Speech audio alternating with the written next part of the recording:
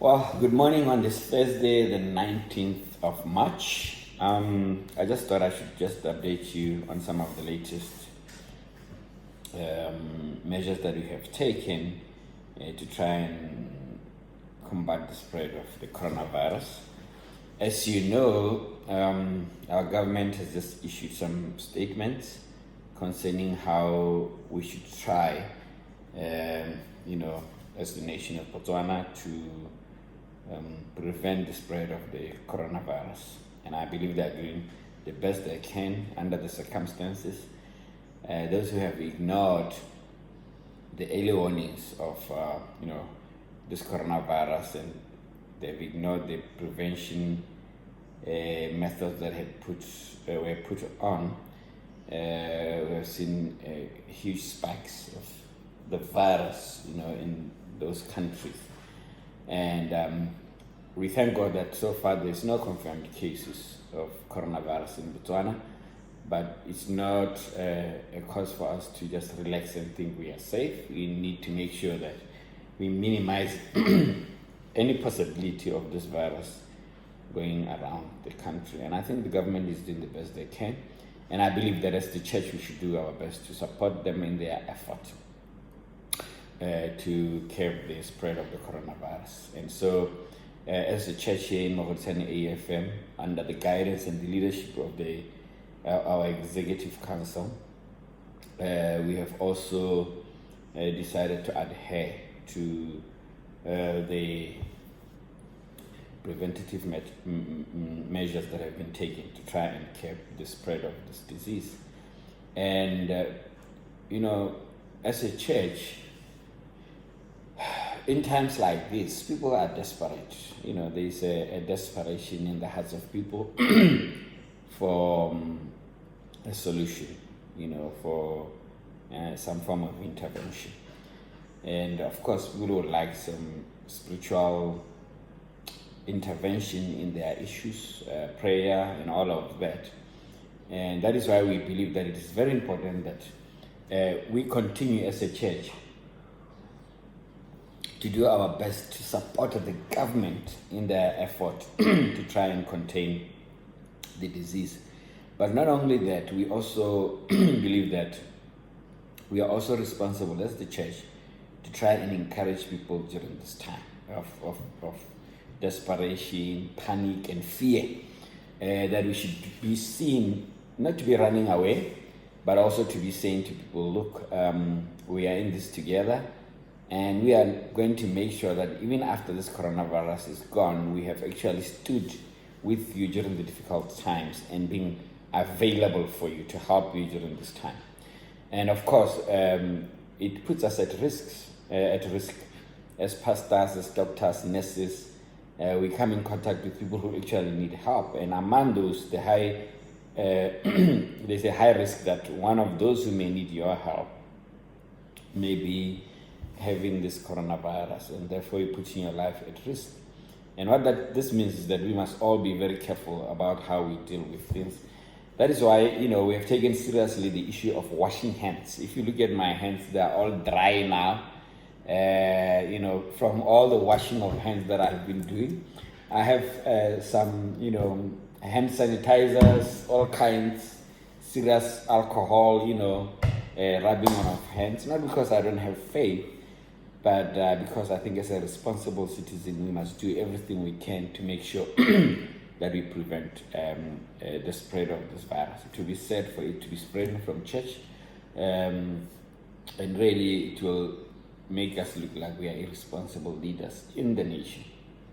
Having said that, we will not allow fear to rule us as the church. In other words, we are not going to run into corners and hide because we are afraid of being infected. We are going to be like soldiers who are going into the war zone, and we are going to do our best,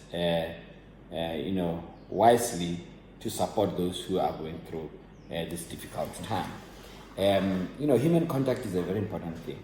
With this social distancing that is being encouraged, and we understand why, what that may leave the people of God, how it may leave them depressed. It may leave them You can imagine somebody who has coronavirus and they are quarantined somewhere and there's no human contact whatsoever.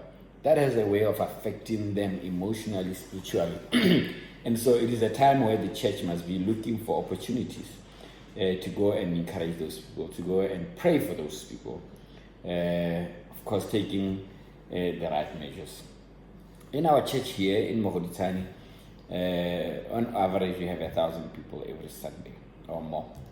And the limit of 100 people per service is really hard for us.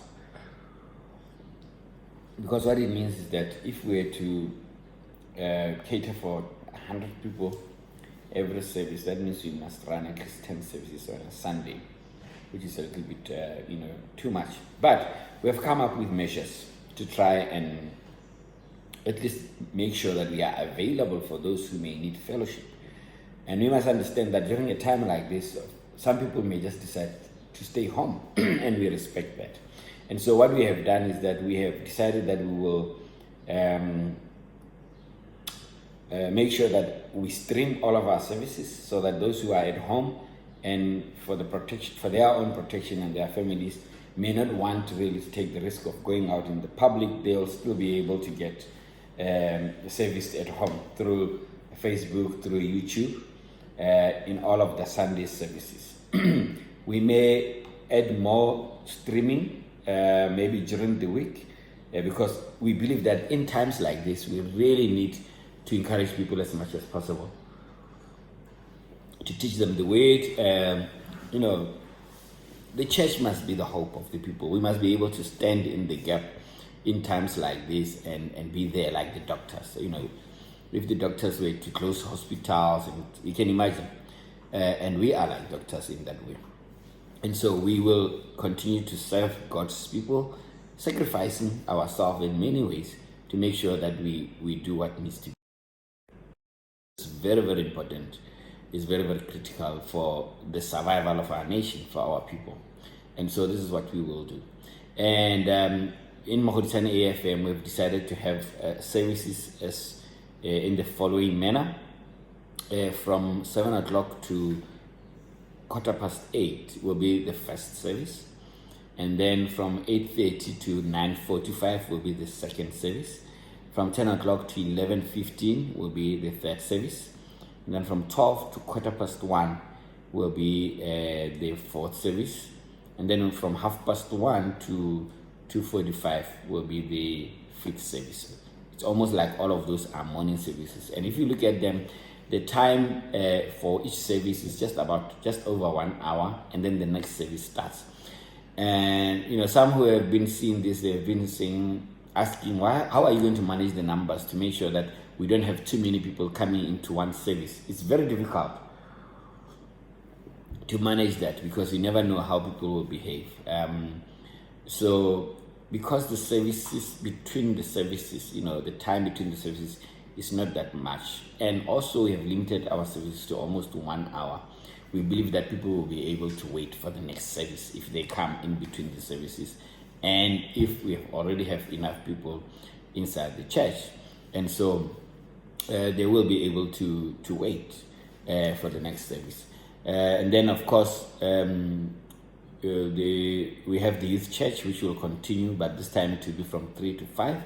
And then the last service of the day will be in the evening from 6 o'clock to 7:30. It's slightly longer because it will be the last service. How are you going to manage that? Well, I will not be preaching in all of those services. We will alternate with other preachers during the time to see how best it is done. We must all understand that all of this is new to all of us. And we are trying to see how it will work out. But this is what I want to say concerning this coronavirus. I believe that this coronavirus is preparing us for a great revival that is coming. And some of these things, like having so many services in one day, may be God's way of helping us to plan for the revival that is coming, where we will be forced to have so many services in one day, not because of coronavirus, but because of the numbers that will come in. And I am telling you, if you look at the coronavirus and the impact that it has made on on travel, for example, on movement from one country to another, when we have been actually instructed by our Lord to go into all nations to preach the gospel, you can understand that this is an attack, not only on the church, local church itself, but on missionary work. And the Bible says, ever since the time of John the Baptist, the church has suffered violence, and the violence shall take it by force. It's very clear that the devil is fighting. He will not give up. He will try his best to stop the church from doing its work. And it's very important for us to ask ourselves, why now? Why now? Why in this time? And I believe the reason why the devil is doing this is panic. The devil knows that his time is up, and he's panicking and trying to stop travel, because the herald is about to appear. The herald who is to come and to say, prepare ye the way of the Lord. The one that the book of Malachi talks about, that says, before that great and dreadful day of the Lord, before tribulation, before judgment, I will send to you prophet Elijah, who will turn the hearts of the fathers to the children and the hearts of the children to the fathers, lest I come and I strike the earth with a curse. This is serious. Malachi chapter 4 from verse 5 and 6 is very, very clear. And I personally believe that he's about to be revealed to the world, and the enemy is doing everything in his power to stop him, because he will be going around the nations. He is supposed to cover the nations of the world within a very short time. And so all of these restrictions and everything, it is panic that has been induced by the fact that he knows, and that when Elijah comes, the world is going to see the power of God. If Elijah appears right now, I can tell you he'll be able to go into any country that is going through terrible times of coronavirus and solve it just like that. Many diseases, many things that have been very impossible.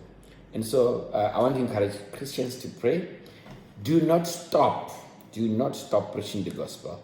Do not stop going out there to make sure that the people of God hear about the love of God. They are encouraged during this time of despair. The government can do the best they can in terms of restrictions and stuff, but when it comes to encouragement, emotional support, and all of that, and just being there, people who are willing to sacrifice their lives for others, the church is best placed to do just that. And so, no matter what restrictions are imposed in the future, we as the church, and remember the church is not the building, it's the people, we are going to have to find a way of still reaching God's people. Because if we give up, we have allowed the devil to win.